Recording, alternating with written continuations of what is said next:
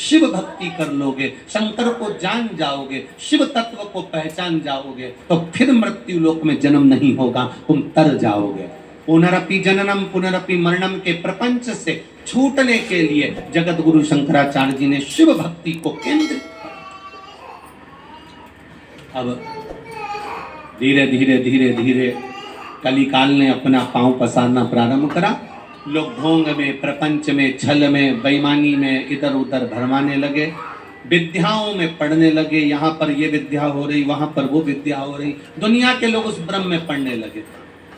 फिर मेरे देवादिदेव महादेव ने फिर कोई कृपा कर दी और कोरोना महामारी आई, और कोरोना महामारी में लोगों ने फिर वापिस जैसे जगत गुरु शंकराचार्य जी ने शिव तत्व को दर्शाया था, वैसा ही कोरोना ने इस शिव महापुराण को दर्शाकर सम्मुख में प्रकट कर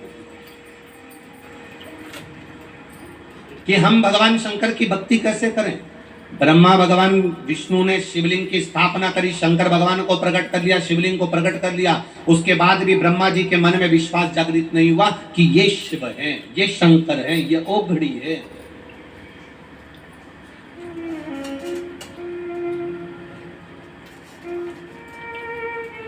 कठिन है किसी के दिल में प्रवेश करना और किसी के घर में प्रवेश करना, बहुत कठिन। दुनिया का सबसे कठिन काम है किसी के दिल में प्रवेश करना और किसी के घर में प्रवेश करना। उससे भी ज्यादा कठिन काम है किसी के हृदय में विश्वास को प्रकट करना, भरोसा प्रकट करना, दृढ़ता प्रकट करना।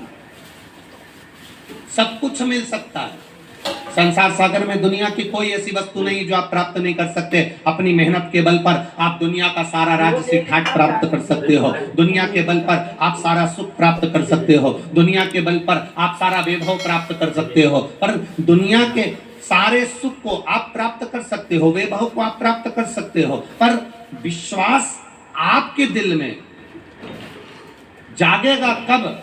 जब आप उसके प्रति श्रद्धा उत्पन्न करेंगे, आप उसके प्रति विश्वास उत्पन्न करेंगे, दृढ़ता उत्पन्न करेंगे।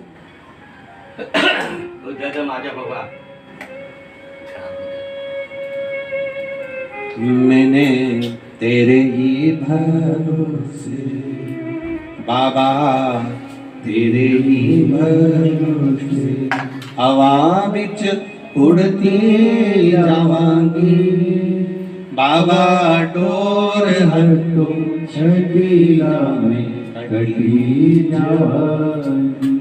भोले मैं तेरी पकड़, शंभू मैं तेरी। भगवान भक्ति करने वाला और राष्ट्र की सेवा करने वाला, सैनिक और भक्त। वो तो साफ हो गया, लौकन वो चुरे है। राष्ट्र की सेवा करने वाला, राष्ट्र का सैनिक और राष्ट्र का भगवान का भक्त, ये दोनों कभी अपना वेतन नहीं देखते। राष्ट्र का सैनिक अपना वेतन नहीं देखता क्योंकि उसको राष्ट्र की रक्षा करना है, और एक भक्त भगवान के चरणों का दास, सेवा करने वाला, ये नहीं देखता कि लोग मुझ पर हंसेंगे कि क्या कहेंगे। वो तो अपनी सेवा में लगा रहता है, वो अपने भजन में लगा रहता है, उसे कोई मतलब, उसे कोई चिंता नहीं, उसे कोई टेंशन नहीं। जो कथा को श्रवण करने वाले होते हैं, भगवान के मंदिर में जाने वाले होते हैं, भगवत भजन करने वाले होते हैं, भगवत कीर्तन करने वाले होते हैं, मंत्र जाप करने वाले होते हैं, मंत्र स्मरण करने वाले होते हैं, नाम जाप करने वाले होते हैं, भगवत कीर्तन में डूबने वाले होते हैं, वो उन्हें कोई मतलब नहीं कहाँ बैठ रहे हैं, कहाँ उठ रहे हैं, कौन कथा करवा रहा है, कौन नहीं करवा रहा है, उसे किसी से मतलब नहीं। उसको तो केवल मतलब होता है शिव महापुराण से। हमें तो कथा सुनना है, कौन ने कराई, कौन नहीं करा रहा है, कौन क्या बोल रहा है, कौन क्या कर रहा है उससे कोई मतलब नहीं होता। शंकर का जो भगत होता है, शंकर भगवान पे 1 लोटा जल चढ़ाने वाला होता है, शंकर भगवान के मंदिर जाने वाला होता है, शंकर भगवान का गुणगान करने वाला होता है, श्री शिवाय नमस्तुभ्यम बोलने वाला होता है, पंचाक्षर मंत्र नमः शिवाय बोलने वाला होता है, षडाक्षर मंत्र ओम नमः शिवाय बोलने वाला होता है। जो शंकर की शरणागति ग्रहण करने वाला होता है, वो शंकर के मंदिर में झाड़ू भी लगा रहा है, दुनिया उस पर हंस भी रही है तो उसको कोई टेंशन नहीं होता। मंदिर में पोछा लगा रहा है, दुनिया हंस भी रही है, उसे कोई मतलब नहीं होता। क्यों? क्योंकि उसको मालूम है ये जो आज हंसते हैं, किसी के ऊपर जो आज हंसते हैं वो एक दिन आश्चर्य भी करते हैं, क्या भगवान ने इसको इतना दे दिया होगा, क्या भगवान ने इतनी कृपा कर दी होगी, क्या भगवान ने इतनी करुणा कर दी होगी। हंसेंगे दुनिया। आग लगे बस्ती में अपन रहो मस्ती में, दुनिया हंसेगी, अपशब्द कहेगी, ताना देगी, आड़ा टेढ़ा बोलेगी, कहेंगे लोग।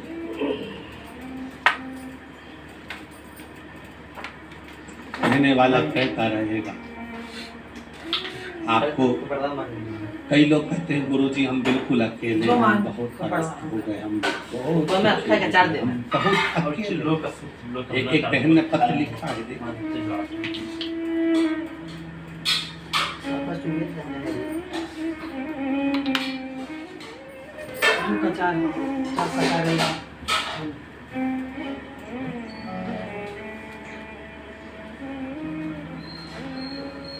सब खल रहता है। कल्पना नीलेश टेम्बे, मेरा मोबाइल नंबर ये है। मैं अकोला की रहने वाली हूँ, कहीं बैठी हूँ तो हाथ हिलाइए। कल्पना नीलेश टेम्बे, कहीं बैठी हूँ, दिख गई क्या? हाथ हिला दीजिए एक बार, ऐसा दिखा है? अच्छा, चौथे नंबर के पंडाल में है क्या? ठीक ठीक ठीक, हाथ हिला दो एक बार। हाँ दिख गए, ठीक है।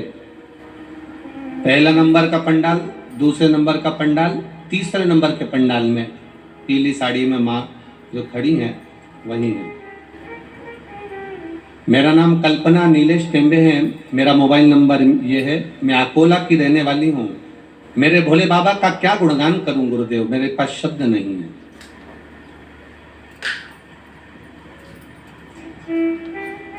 हमारे घर में दुकान है, 2 बेटियां हैं मेरी गुरुदेव, बेटा नहीं था। लोग शब्दों पर शब्द कहते थे, कौन खाएगा, आड़ा टेढ़ा कहते थे। बेटियों को देखकर भी अपशब्द कहा करते थे गुरुदेव। 13 साल हो गए थे बेटियों को जन्म लिए, पर कोई पुत्र नहीं था। लोगों के शब्द सुनती थी, कहने वाला कहता ही रहता था महाराज कि बेटा नहीं होगा। संतान के लिए डॉक्टर ने भी मना कर दिया था, पर बाबा की कृपा किससे कहते हैं, पशुपति नाथ का व्रत, 1 लोटा जल और सफेद आंकड़े की जड़ का प्रयोग 13 साल के बाद बाबा ने मुझे बेटे को दिया है। मैं बाबा को दंडवत प्रणाम करने आया। शिव तत्व है।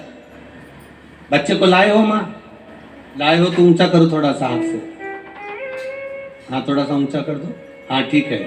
हर हर महा, शिव तत्व को जानना। एक पत्र और है बड़ा सुंदर,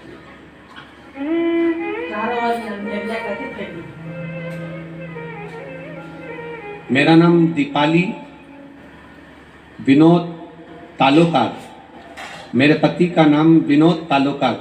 मैं वरुण तहसील तेलारा जिला अकोला से आई हूँ। कहीं बैठी हूँ तो हाथ हिलाइएगा। आप ही हैं? दोनों हाथ हिला दो इससे। 1 लोटे जल का मैं क्या गुणगान करूं गुरुदेव। मेरे बच्चे और हम लोग 2021 से कथा सुन रहे हैं। 1 लोटा जल देवाधिदेव महादेव को एकांतेश्वर महादेव के मंदिर में जाकर चढ़ाते हैं। एकांत में भगवान शिव की आराधना करते हैं। एक दिन अचानक मेरे पेट में दर्द हुआ तो हम अकोला आए। डॉक्टर ने हमें सोनोग्राफी करने का बोल दिया। हमने सोनोग्राफी करवाई। डॉक्टर ने सोनोग्राफी की रिपोर्ट देखकर हमें बोला कि आपके गर्भाशय में बच्चेदानी में गठान है, गर्भाशय में गठान है। इस गठान के लिए दवाई दे देते हैं, आराम लग जाए तो ठीक, नहीं तो ऑपरेशन करना पड़ेगा। दवाइयां लेना प्रारंभ करी पर गठान नहीं गली। दूसरी बार फिर सोनोग्राफी कराई, तब भी गठान बढ़ चुकी थी। डॉक्टर ने कहा इसका ऑपरेशन करना पड़ेगा। बस अब करें क्या गुरुदेव? ऑपरेशन का डॉक्टर ने बोल दिया। हमने 20 दिन का समय मांगा और 20 दिन हम पैसे की व्यवस्था भी करते रहे। और किसी ने कहा टीवी पर कथा आती है, हमने सुनना चालू करा। शिव जी को एक लोटा जल चढ़ाते, मंदिर में बैठकर ही उसको पी कर आ जाते। बेलपत्री चढ़ी हुई उठाकर खा लेते। 20 दिन निकाले। 20 दिन के बाद फिर वापिस डॉक्टर को दिखाने के लिए गए। डॉक्टर ने फिर सोनोग्राफी कराई और बाबा की कृपा ऐसी हुई, कुंदकेश्वर बाबा की कृपा ऐसी हुई, आज मेरी पूरी गठान गल चुकी है। डॉक्टर भी आश्चर्य में। ये शिव तत्व है। अब ठीक हो बहन? आराम है पूरा? बैठिए। श्री शिवाय नमस्ते। शिव तत्व को जानना, भगवान की अविरल भक्ति को पहचानना, हमारा विश्वास, हमारी दृढ़ता हमें शिव तत्व की ओर लेकर जाए। ब्रह्मा जी के मन में विश्वास जागृत नहीं हुआ था कि ये भगवान नारायण के पिता।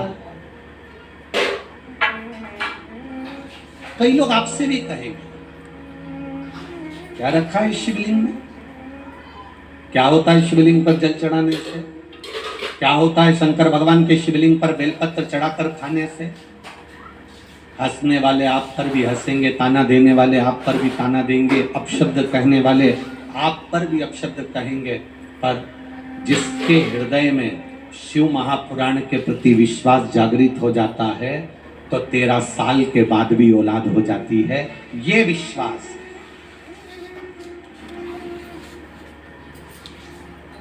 जब भरोसा बढ़े, दृढ़ता बढ़े, वो पुराण तक रह गया। पर शिव महापुराण को जिसने शिव मान लिया वो शिव तक पहुंच गया। ये निश्चितता है।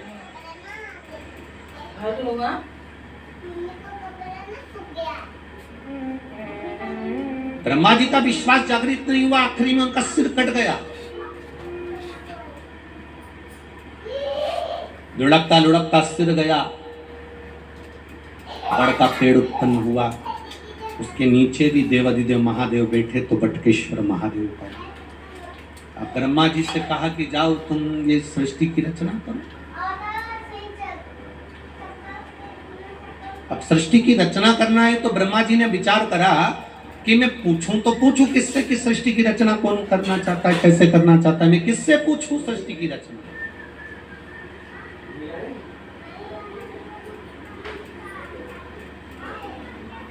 भगवान विष्णु से कहा ब्रह्मा जी ने सृष्टि की रचना करना है, आप बताओ रचना कैसे करना है। भगवान विष्णु जी ने कहा, नारायण बोले कि शंकर भगवान बताएंगे कि सृष्टि की रचना कैसे करना है, क्योंकि मैं बैकुंठ में रहता हूं, तुम ब्रह्मलोक में रहते हो। पृथ्वी पर कैसे मनुष्य चाहिए, पृथ्वी पर कैसा व्यक्ति चाहिए, पृथ्वी पर कैसा होना चाहिए, ये तो शिव जी ही बता सकते हैं, कोई दूसरा बता ही नहीं सकता। आप महादेव से पूछो। महादेव से ब्रह्मा जी ने पूछा कि सृष्टि की रचना करना है। महादेव ने कह दिया सृष्टि की रचना करना है, आधे पुरुष बना दो, आधे स्त्री बना दो।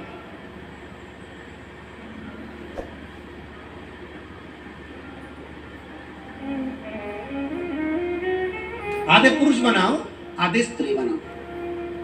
अब ब्रह्मा जी को समझना था कि पुरुष बनाना है, इसमें बड़ा तसला है, तसला भर के दूध लोगे, तुम्हारे पास बड़ा भगोना है, भगोना भर कर दूध लोगे। ये तुम्हारी पात्रता पर निश्चित करता है कि तुम पात्रवान कितने हो, तुम क्या ले रहे हो। ये समझ वाली बात है कि आप क्या समझ सकते हैं।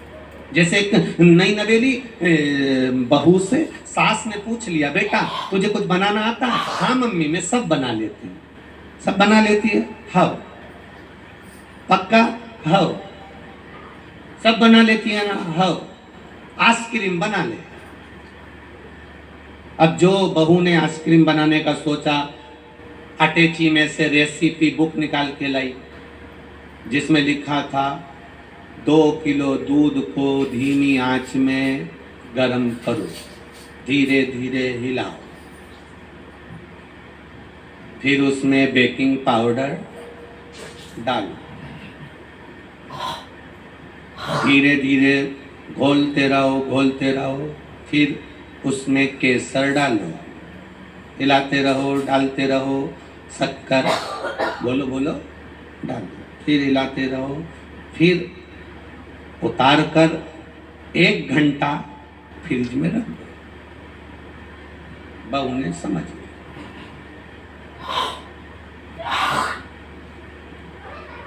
4 घंटे के बाद सास फ्रिज खोली पानी पीने के लिए और सास ने आवाज लगाई बहू को, बेटा ए बेटा इधर आ। हाँ मां, ये घंटा फ्रिज में किसने रखा? मैंने रखा। क्यों? किताब में लिखा था 1 घंटा फ्रिज में रखो। सास भी सिर ठोक ली। सास ने कहा उसमें लिखा था जो तूने घोल तैयार करा है उसको 1 घंटा फ्रिज में रख, तू मंदिर का घंटा रखी आएगा, तो मंदिर का घंटा। ये समझ वाली बात है, हम क्या समझ रहे हैं ये हमारे सोच पर निर्भर करता है। ब्रह्मा जी से भगवान शिव जी ने कहा आधे पुरुष बनाओ आधे स्त्री बनाओ। ब्रह्मा जी ने ब्रह्मांड की पहली सृष्टि का निर्माण करना प्रारंभ करा और ब्रह्मांड की सबसे पहली सृष्टि में ब्रह्मा जी ने आधा पुरुष आधा स्त्री किन्नरों का निर्माण कर दिया। पूरा ब्रह्मांड किन्नरों से भर दिया, पूरा ब्रह्मांड।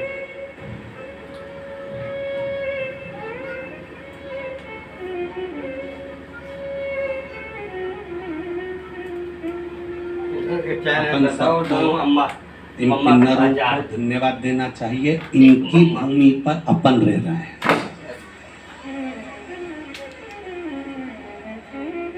पहला सृष्टि का निर्माण किन्नर ही किन्नर उत्पन्न, पूरे ब्रह्मांड में किन्नर थे, पूरी किन्नरों की सृष्टि थी। जब किन्नरों की सृष्टि का निर्माण हो गया, भगवान विष्णु और भगवान शिव महादेव दोनों आराम से भ्रमण करते करते मृत्यु लोक में आ गए और मृत्यु लोक में आकर जो देखा तो नारायण तो ठहाका लगाकर हंस दिए, भगवान विष्णु को हंसी आ गई। हमारा शिव महापुराण की कथा कहती है कभी बहुत मोटा व्यक्ति है उसको देखकर भी नहीं हंसना, कोई बहुत दुर्बल व्यक्ति है उसको देखकर भी नहीं हंसना। शिव महापुराण की कथा कहती है कोई रोगीला व्यक्ति है उसको देखकर भी नहीं हंसना, कोई बहुत विकलांग है उसको देखकर भी नहीं हंसना, कोई अपनी वाणी से दीन है उसको देखकर भी नहीं हंसना, और कभी मार्ग में किन्नर भी नजर आ जाए तो उनको देखकर नहीं हंसना। ये शिव महापुराण की कथा कहती है, ये शिव तत्व की कथा कहती है। भगवान विष्णु ने जो किन्नरों को देखा, देखकर भगवान विष्णु ठहाका लगा दिए, हंस दिए। जैसे ही मेरे नारायण हंसे, शंकर जी की आंख से अश्रु बहने लगे। नारायण आप वैकुंठ अधिपति, आप मुस्कुरा रहे हो, हंस रहे हो, क्यों? भगवान विष्णु जी ने कहा महादेव जी आपने कहा था प्रभु जी की सृष्टि का निर्माण करना, आधे पुरुष आधे स्त्री बनाना, पर ब्रह्मा जी तो समझ ही नहीं पाए। ब्रह्मा जी ने आधे पुरुष और आधे स्त्री दोनों को मिला के किन्नर उत्पन्न कर दिए। तो भगवान शिव जी ने कहा आपको हंसने की क्या जरूरत प्रभु, हंसे हो आप, ये ठीक नहीं है। जो किसी विकलांग पर हंसता है मरने से पहले उसको उसी के जैसा होना पड़ता है। जो किसी उस वर्ष में कोई दूसरा मेरा पति उस पति के कक्ष में नहीं आएगा, वरना उससे बन जाना पड़ जाएगा। ब्राह्मण के बच्चे को शेर उठाकर ले गया, ब्राह्मण रोता हुआ आया, अर्जुन मेरे पुत्र को शेर ले गया, सिंह ले गया, अर्जुन मेरे बेटे को बचा ले। अर्जुन ने गांडीव ढूंढा, मेरा धनुष कहाँ है? ढूंढते ढूंढते भीम के कमरे में चले गया जहां द्रौपदी बैठी थी। बस अर्जुन ने गांडीव उठाया, ब्राह्मण के बच्चे को तो बचा लिया, पर द्रौपदी ने हाथ जोड़कर कह दिया अब तुम्हें वन जाना पड़ेगा। और जो द्रौपदी वन को भेज देती है अर्जुन को, अर्जुन जाते जाते नागों की कन्या उलूपी के साथ में विवाह कर लेते हैं, उनसे एक बेटा जन्म ले लेता है जिसका नाम आरावन होता है। उस बेटे ने जन्म लिया। भगवान कहते हैं अर्जुन तुम्हारा पुत्र उस वन में है, उसको लेकर आओ, बलि उसकी चढ़ाओ, जाओ उसको लेकर आओ। अर्जुन गए, आरावन को लेकर आते हैं। उलूपी ने पूछा क्यों लेकर जा रहे हो? युद्ध के मैदान में युद्ध हो रहा है कौरव और पांडवों का, इसलिए बेटे की जरूरत है तो बेटे को लेकर जा रहा हूं। आरावन पूछ रहा है पिताजी मेरे लिए तुम जो बोलोगे मैं वो करूंगा। बहुत वीर था आरावन। आरावन ने कहा एक एक को पटक पटक कर मारूंगा, एक एक का शीश काट दूंगा, मैं कौरवों को छोड़ूंगा नहीं पिताजी। बस आप चिंता मत करो, आप बैठना, ये आरावन सबको मार गिराएगा। अर्जुन लेकर जब आरावन को आए, भगवान कृष्ण ने कह दिया आरावन हमें तुमसे युद्ध नहीं लड़वाना है, हमें तो तुम्हारी बलि चढ़ाना है। भगवान ने जैसे कहा, आरावन कहते हैं प्रभु मैं मरने को तैयार हूँ, अपने पिता के लिए, अपने माता के लिए, अपने परिवार के लिए मैं मरने को तैयार हूं, पर शर्त केवल इतनी सी है, मैंने सुना है अगर कोई कुंवारी अवस्था में मर जाता है ना, उसको तर्पण नहीं मिलता, उसकी तिलांजलि नहीं होती। कोई कुंवारी अवस्था में मर जाता है तो उसका पिंडदान नहीं होता, कोई कुंवारी अवस्था में मर जाता है तो गया का श्राद्ध नहीं होता, कोई कुंवारी अवस्था में मर जाता है तो ब्रह्म कपाली नहीं होती, कोई कुंवारी अवस्था में मर जाता है तो ब्राह्मण को कितना भी भोजन करा लो उसको भोजन प्राप्त नहीं होता, कोई कुंवारी अवस्था में मर जाता है उसको कितनी भी तिलांजलि कर दो, कितना भी जल दे दो, उसको जल नहीं मिलता। कोई कुंवारी अवस्था में मर गया उसकी गति नहीं होती, ना वो बैकुंठ जाता है ना वो नरक जाता है, अधोगति में पड़ा रहता है, उसकी मुक्ति नहीं होती। इसलिए आरावन कहते हैं मैं कुंवारी अवस्था में मर जाऊंगा तो मेरी मुक्ति नहीं होगी। उमा खंड में लिखा है वेदव्यास जी ने, केवल भागवत कथा सुनोगे तो पितरों का उद्धार हो जाएगा, पूर्वजों का उद्धार हो जाएगा। अगर कोई देख लेता है और जिसके गर्भ में भी बच्चा मर गया हो या उसके परिवार में कोई कुंवारा चले गया हो, कथा सुनने वाले के मुख का मात्र दर्शन कर ले तो वो मुक्त पा जाता है, मोक्ष हो। आपने सुना जाने कितनी माताएं ऐसी बैठी हैं जिनके गर्भ में 2 महीना 4 महीना 6 महीने का बच्चा चले जाता है।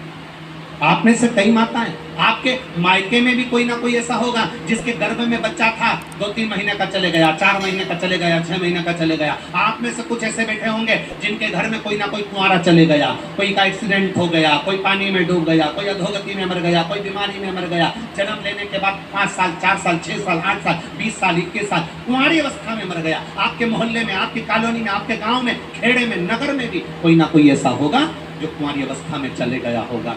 उस गांव का व्यक्ति अगर शिव महापुराण की कथा सुनने के बाद अपने गांव में जाता है, उसके शरीर की जो हवा चलकर निकलती है, उसके शरीर से जो हवा टच होकर जाती है, उस गांव के कुंवारी अवस्था में मरे हुए को भी मुक्ति प्रदान कर देती है। ये वो शिव महापुराण।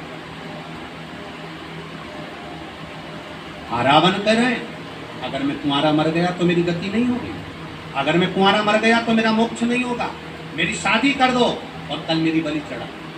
अब भगवान कृष्ण ने अर्जुन से कहा कोई लड़की ढूंढो, आरावन से शादी करो, आज की रात है केवल, कल बलि चढ़, कुछ भी करो लड़की ढूंढो। पांडवों ने पूरा दम लगा दिया पर कोई लड़की नहीं मिली। कौन पिता होगा जो एक रात्रि के लिए अपनी बेटी को ब्याहेगा और मालूम है कि कल ये बेटी विधवा हो जाएगी, बेधव्य हो जाएगी। कौन पिता अपनी बेटी को ब्याहेगा? कोई पिता अपनी बेटी को देने को तैयार नहीं था। समय बीतता गया, मध्यरात्रि आती गई। जैसे ही मध्यरात्रि आई भगवान कृष्ण को लगा अब लड़की नहीं मिल रही, करूं क्या? भगवान कृष्ण को याद आ गया, शंकर भगवान ने कहा था तुम किन्नर पर हंसे हो इसलिए तुम्हें किन्नर बनना पड़ेगा। भगवान नारायण ने, भगवान कृष्ण ने किन्नर का रूप धारण कर लिया और आरावन से रात्रि में विवाह कर लिया, रात्रि में विवाह कर लिया।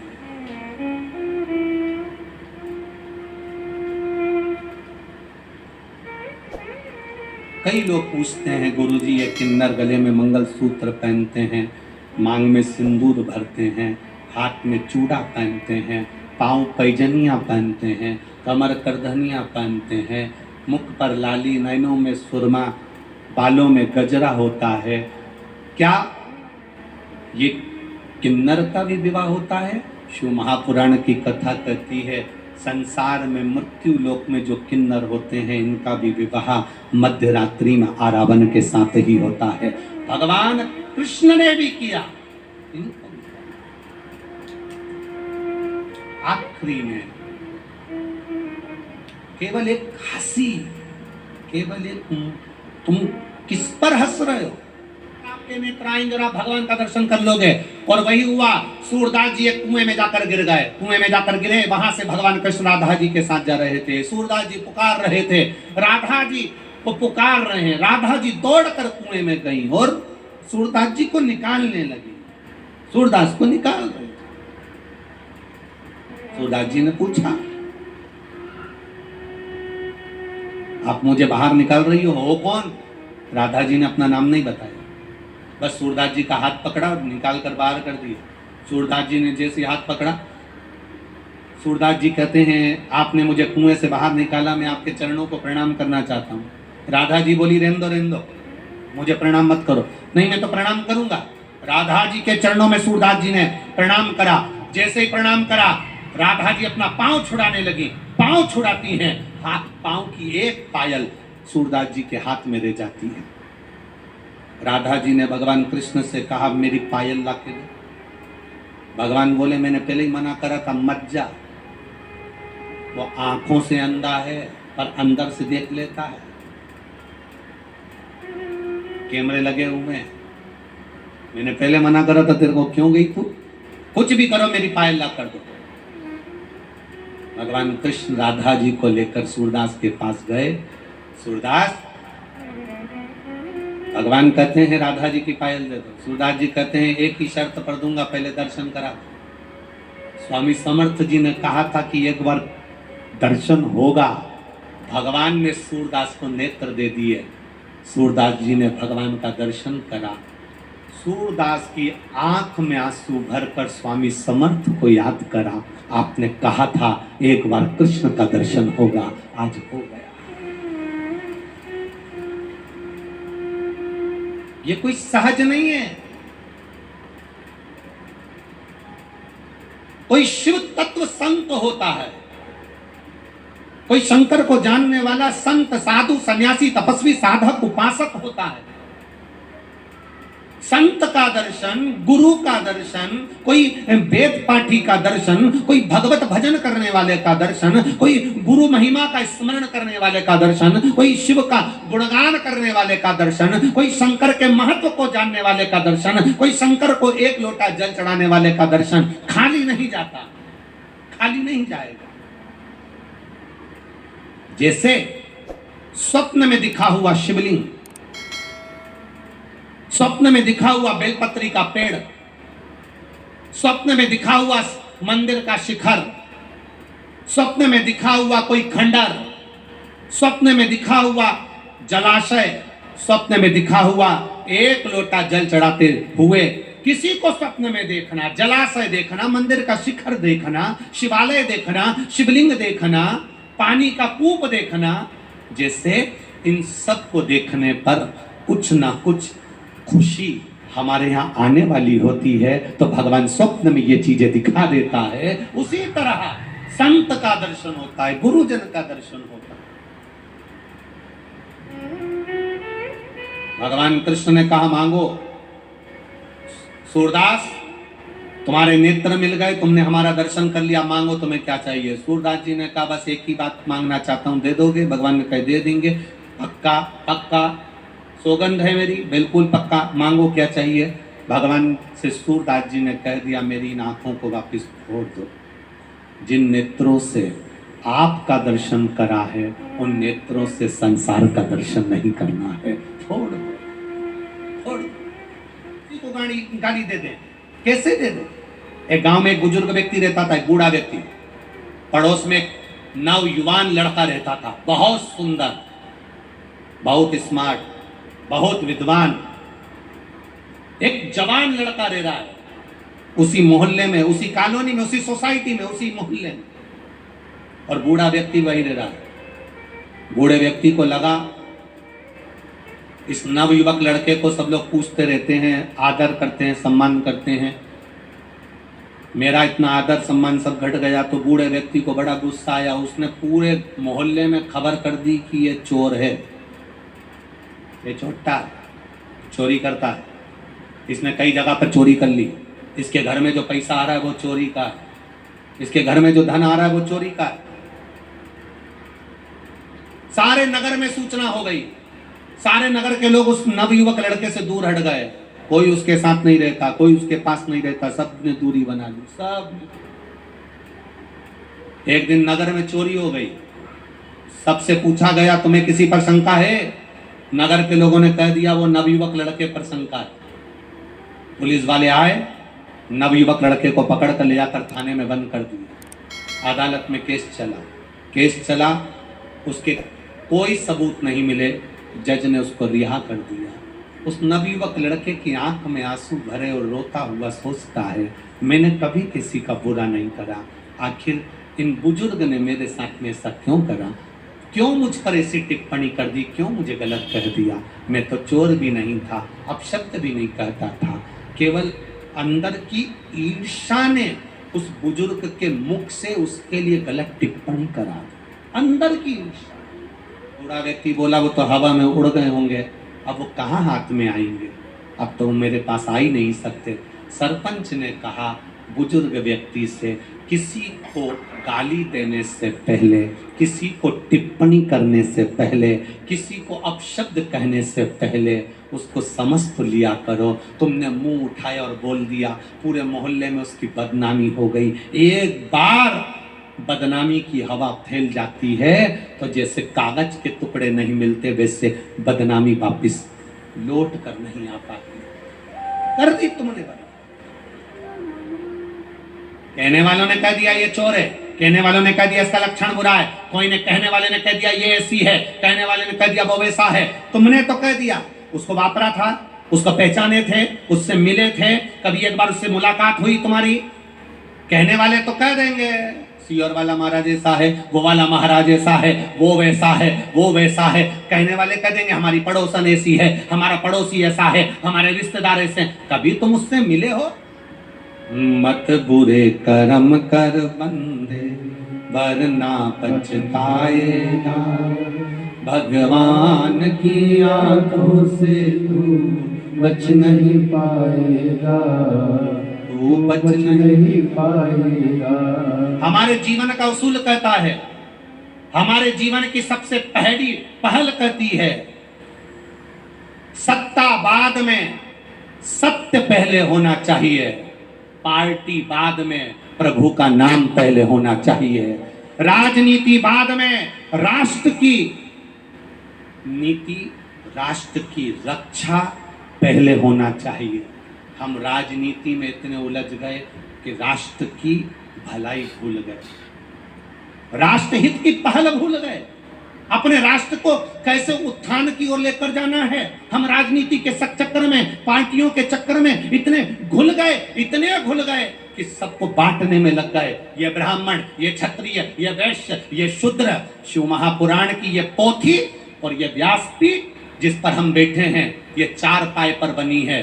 पहला पाया ब्राह्मण, क्षत्रिय, वैश्य, शूद्र, जिस पर हम बैठे हैं, ब्राह्मण, क्षत्रिय, वैश्य और शूद्र, ये 4 हमारे सनातन धर्म के पाए हैं। ये एक जैसे हैं तो सनातन धर्म एक जैसा है।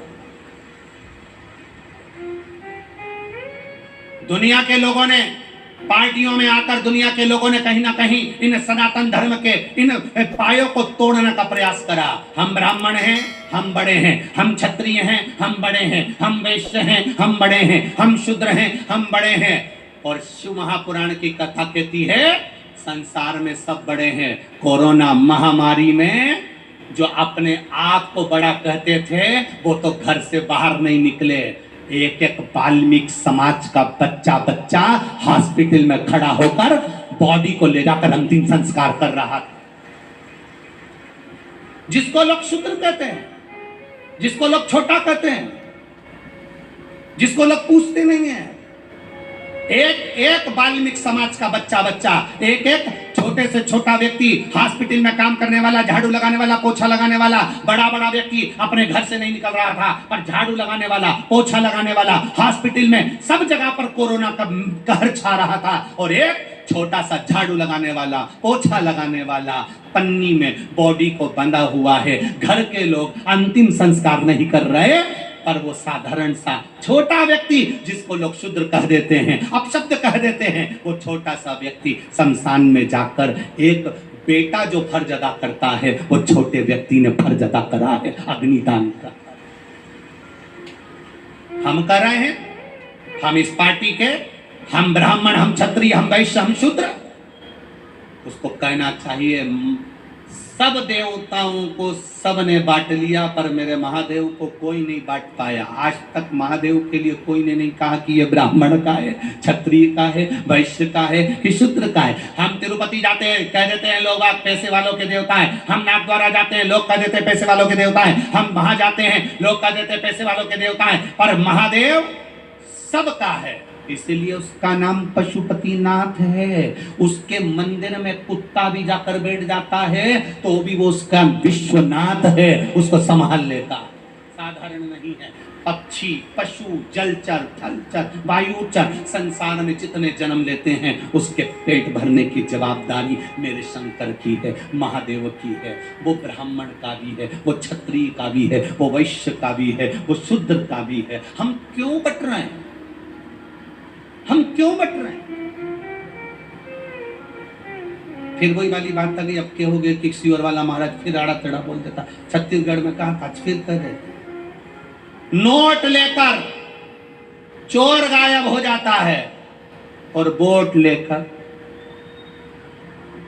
अब तुम बोल दो, वोट लेकर। और हम भ्रांतियों में पड़े, हमें लोग बांट रहे हैं। लोगों ने कह दिया तुम ब्राह्मण हो, तुम क्षत्रिय हो, तुम वैश्य हो, तुम शूद्र हो, और तुम बंटने लगे। भगवान के दरवाजे पर कोई बड़ा नहीं है। आप में से कितने लोग हैं जो तिरुपति गए? जरा हाथ तो उठाओ रे। गए हो? तिरुपति रखो, तिरुपति का दर्शन करने गए हो, धर्म की लाइन लगी है, धर्म के धक्के खा रहे हो। 500 की लाइन लगी है, 10,000 की लाइन लगी है, 50,000 की लाइन लगी है। मंदिर में पहुंचने से पहले 5,000, 50,000 और धर्म वाला सब एक हो जाता है। वहां पर भगवान के सामने पहुंचते पहुंचते कोई पैसे वाला नहीं रहता, उसके चरणों की धूल हो जाता। कोई वीआईपी नहीं। इस व्यासपीठ ने बारंबार व्यासपीठ वर्णन करती रही है, शिव महापुराण में कोई वीआईपी नहीं है। जो ज्यादा वीआईपी है उसे कथा में नहीं आना चाहिए। जो ज्यादा वीआईपी है वो कथा में ना आए। यहां आए हो तो शंकर के दरवाजे के धक्के खाना पड़ेगा, और जो यहां के धक्के खा लेता है वो संसार के धक्के नहीं खाता है। इतने बड़े वीआईपी हो तो 5,000 रुपए दे के बेकुंठ चले जाओ ना। कथा में आने की जरूरत ही क्या है? वीआईपी के लिए वहां पर भी तो खाता होगा। डिग्री यहां देखी जाएगी कि इंजीनियरों की, डॉक्टरों की, कलेक्टरों की, एसपीओ की, डीएसपी हो। तुम्हारी डिग्री केवल यहां पर देखेंगे, वहां तो एक ही डिग्री देखेंगे, श्री शिवाय नमस्तुभ्यम। वहां एक ही डिग्री देखी जाएगी कि भगवान का भजन कितना करा है, स्मरण कितना करा है, कीर्तन कितना करा है, मंत्र कितना जपा है, कथा कितनी श्रवण करी है, परहित कितना करा है। किसी दुखी को देखकर दुखी हुए, किसी सुखी को देखकर सुखी हुए, किसी के दर्द को अपना माना। वहां पर केवल ये देखा जाएगा कि तुमने परहित कितना करा। यहाँ पर तो लोग डिग्री देख लेंगे, साहब डॉक्टर है, साहब सीए है, साहब इंजीनियर है, साहब कलेक्टर है, साहब मिनिस्टर है। यहाँ डिग्री बोला था कि नहीं बोला था? भागवत हो रही बाजू में तो वो बोलते महाराज जी कि तैयार होकर रुक्मणी श्रृंगार करके, पत्र पढ़कर भगवान ने कहा ब्राह्मण देवता रुक्मणी जी से कह दो श्रृंगार करके जगदम्बा के मंदिर पहुंच जाए, मैं उसे लेने के लिए किया कि तू तैयार होके छत पे खड़ी हो जाना। बोले भगवान कि तू तैयार होके छत पे खड़ी हो जाना। भगवान ने बोला कि तू तैयार होके बाहर चौराहे पे आ जाना। भगवान ने बोला कि तू तैयार होके रोड पे आ जाना। भगवान ने कहा रुक्मणी से कहो श्रृंगार करके जगदम्बा के मंदिर पहुंचे, मैं उसे लेने पहुंच जाऊंगा। भगवान भी ये कहते हैं श्रृंगार करके भक्ति का तुम महादेव की कथा तक पहुंचो, वो तुम्हें लेने के लिए तुम्हारे दरवाजे पर आ जाए। हम पहुंचे।